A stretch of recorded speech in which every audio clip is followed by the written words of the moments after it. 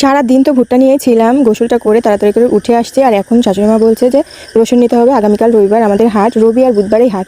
আর হাটের দিন সকালবেলা ভোরেই রসুনের বাজার, তো রসুন বিক্রি করতে হবে। তো তার জন্য বললো যে রসুন ছিলতে হবে।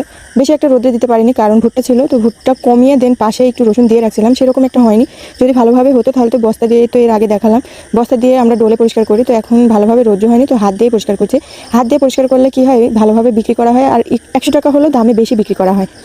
তো রসুন তো ছিলা হলো না কারণ মুড়ি ভাঙে নিয়ে চলে আসছে। আমাদের হাতেই মুড়ি ভাজা হয়, কিন্তু এখন সময় সাপেক্ষ, খুবই অল্প সময় নেই, ভাজতে পারবো না, আর এই গরমে ভাজাও যায় না। তো তার জন্য মেল থেকে ভাঙে নিয়ে আসা হয়েছে। এগুলো তো ওই তো টেনে টেনে শাশুড়িমা তুলে রাখলো, আর এদিকে আমি ধুম বৃষ্টি শুরু হয়ে গিয়েছে, আর এর মধ্যে আমি আম নিয়েছি আর মুড়ি নিয়েছি। তোমরা তো আমার খাওয়া দেখে সবাই সিসি করো, জানি না খাওয়ার জিনিস খেলে এমন কেন করো। রুটি দিয়েও তো আম দিয়ে খাওয়া যায়, এটা ম্যাক্সিমাম মানুষই খায়, আবার মুড়ি দিয়েও আম দিয়েও খাওয়া যায়। তো আজকে আমি তো মুড়ি দিয়ে আর আম দিয়ে খাচ্ছি, জানি না তোমরা কে কে খাও। তো যারা যারা খাও অবশ্যই কমেন্ট বক্সে জানিয়ে দিবে, তাহলে আমার সাপোর্টটা একটু বাড়বে। আল্লাহ হাফেজ।